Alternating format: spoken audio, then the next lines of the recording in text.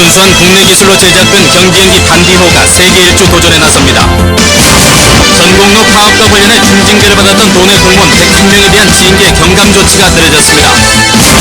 김인현 4월 8일에 일어난 한평해보면 독립만세운동이 86년 만에 재현됐습니다. 오늘 아침 해상의 집행안개로 여객선 출항이 4시간 이상 지연돼 2천여 명의 여객들이 큰 불편을 겪었습니다. 안녕하십니까. 이어서 목포 전남권 뉴스입니다. 우리 기술로 개발한 경비행기 반디호가 세계 기록 도전에 나섭니다. 지난해 기상악화로 실패했던 세계 일주 단독 비행이 성공할 경우에 반디호는 대량 생산에 들어가서 전 세계로 수출될 전망입니다. 신광하 기자가 보도합니다. 순수 국내 기술진에 의해 개발된 경비행기 반디호.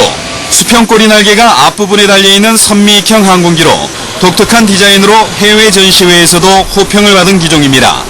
반디호는 지난해 56,000km의 세계 일주를 시도했다. 남극의 기상 악화로 좌절된 남북극점 경유 세계 일주에 다시 도전합니다. 조종사는 미국의 세계적인 탐험가 거스 맥로드 씨. 남북극점을 경비행기로 도달했던 거스 씨는 반디호의 성능에 찬사를 아끼지 않습니다. So it's a wonderful airplane. I'm so proud to be a part of the program. And I'm so glad to be here in Korea. I can hardly stand it. 비록 좌절됐지만 지난해 세계 일주 도전으로 반디호는 150여 명의 구매자를 확보할 정도로 인기를 모으고 있습니다. 한국항공우주연구원에서 설계한 반디호는 국내 6개 중소기업들이 컨소시엄 형태로 참여해 올해부터 양산체제에 돌입하게 됩니다. 생산기지는 대불산단과 목포공항의 경납고가 활용될 예정입니다. 반디호는 순수 국내 기술진에 의해서 최초로 개발된 완제기라고 할 수 있겠습니다. 연간 50대 내지 100대의 수출 시스템을 가동할 계획이 있습니다. 미국 플로리다에서 아르헨티나를 거쳐 남극점까지 다시 서울에서 북극점에 이르는 세계 일주 대장정을 앞둔 반디호. 이번 대장정이 성공적으로 마무리될 경우 한국산 경비행기의 세계시장 진출은 더욱 순조로울 것으로 기대되고 있습니다. MBC 뉴스 신광하입니다. 지난해 전국 공무원노조의 총파업과 관련해서 전라남도 인사위원회에서 중징계 결정을 받았던 공무원에 대한 징계 수위가 크게 낮아졌습니다. 전라남도는 최근 2차례에 걸친 소청 심사 결과 중징계자 104명 가운데 3명을 제외한 101명에게 단계별 경감 조치를 취했으며 특히 파면과 해임 등 공무원 신분 상실 징계를 받은 26명 가운데 박형기 전남본부장과 오형택 해남군 지부장 등 12명을 제외한 14명이 신분 유지가 가능한 정직으로 경감됐습니다. 파면과 해임 등 신분을 상실한 공무원은 시군별로 완도가 4명으로 가장 많았으며 해남과 강진이 각각 2명, 장흥과 광양, 나주, 무안이 1명씩입니다. 김인현 4월 8일 한평군 해보면에서 발생한 독립만세운동을 기념하기 위해서 후손들이 모여 선열들의 높은 뜻을 기리는 행사가 해마다 열리고 있습니다. 한일 간 독도분쟁이 시작된 올해 만세운동 참가자들은 제2의 독립운동을 하는 마음으로 목 놓아 만세를 외쳤습니다. 박영훈 기자가 취재했습니다. 천지의 울려 퍼지는 독립만세 소리와 함께 일본군 헌병대 건물이 순식간에 화염에 휩싸입니다. 태극기와 만장의 행렬로 가득한 거리에는 나라 사랑하는 마음으로 넘쳐납니다. 1919년 4월 8일 한평군 해보면 문장장터에서의 만세운동이 86년의 세월을 건너 또다시 재현됐습니다. 독도분쟁과 일본의 역사교과서 왜곡이 심화된 올해 후손들은 더욱 격앙된 모습으로 만세운동에 참여했습니다.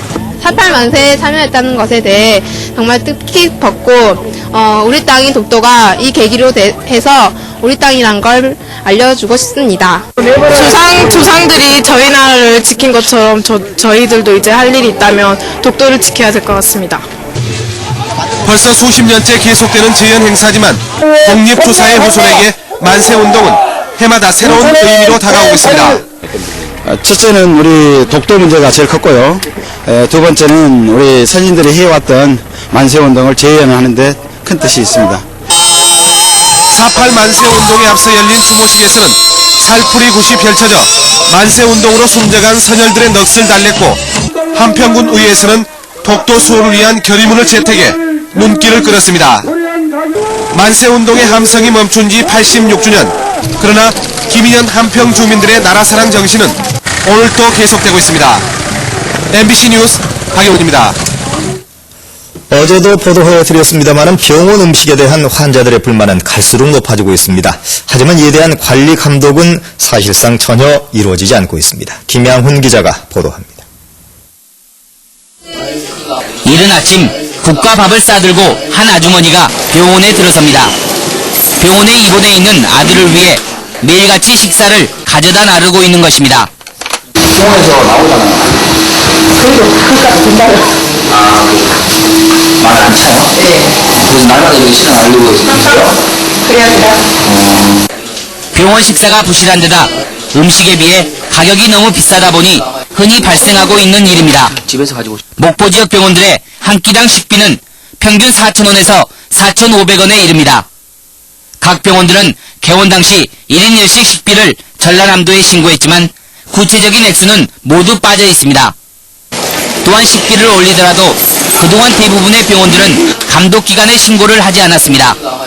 당초 저희들한테 허가를 할 때 얼마를 받겠다고 허가가 된 그 이상의 수가를 올린다 할 경우는 반드시 도에 새로 변경을 받아서.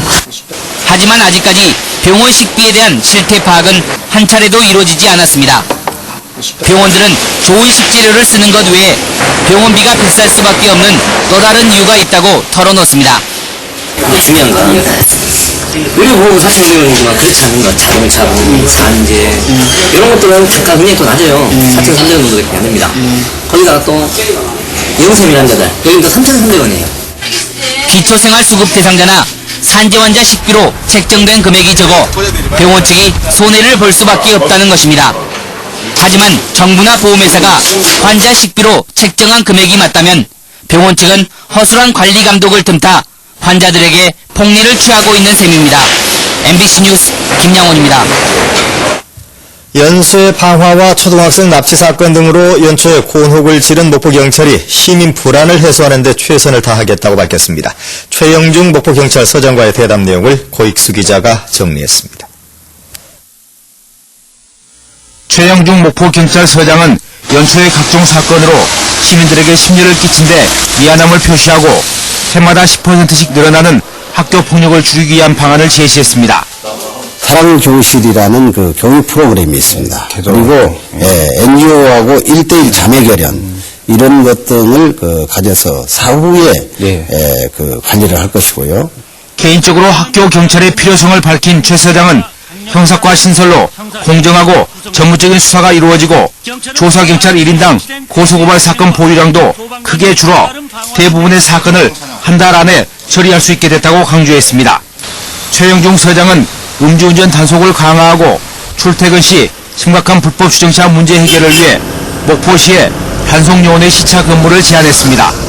하루 8시간 근무를 떼어서 사실 러시아워 때 근무를 함으로써 이렇게 해서 단속을 받게 되면 누가 과료를 물고 계속해서 주차를 하겠습니까?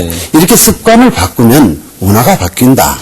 최 서장은 목포시장 보궐선거와 관련해 신고보상금 제도 등을 거론하며 선거법 위반 사례에 대해 시민들의 적극적인 신고를 당부했습니다. 최영중 목포경찰서장과의 대담은 오늘 밤 11시 10분 포커스 21에서 방송됩니다. MBC 뉴스 고익수입니다. 목포경실련은 시민사회단체 가운데 처음으로 시장 후보의 주요 덕목과 21개 정책 추진 과제를 제시해 눈길을 끌고 있습니다. 목포시청 브리핑룸에서 가진 기자회견에서 경실련은 목포시장 후보가 갖춰야 될 가장 중요한 덕목으로 도덕성에 이어서 경제적 식견, 행정 능력, 개혁성 순으로 꼽았습니다. 또 새로운 목포시장이 추진해야 될 정책 과제로 청렴 소약 옴부즈만 제도 도입 등 부정부패 추방과 효율적인 예산 운영 과제 등 4개 분야 21개 과제를 제시해 오늘 시장 후보들에게 보내고 오는 13일까지 공약으로 채택할지 여부를 답해줄 것을 요구했습니다. 서산대사 탄신 485주년을 기념하는 법요식이 해남 대흥사에서 열렸습니다. 또 목포해양대학교 4대 총장 취임식이 열렸습니다. 그 밖의 소식을 정담희 아나운서가 전해드립니다. 해남 대흥사는 오늘 오전 서산대사 탄신을 기념하는 법요식을 갖고 임진왜란 때 전국의 승려를 모아 평양을 탈환하는 데 큰 공을 세우는 등 나라를 지키고 불교 발전에 기여한 서산대사의 업적을 기렸습니다.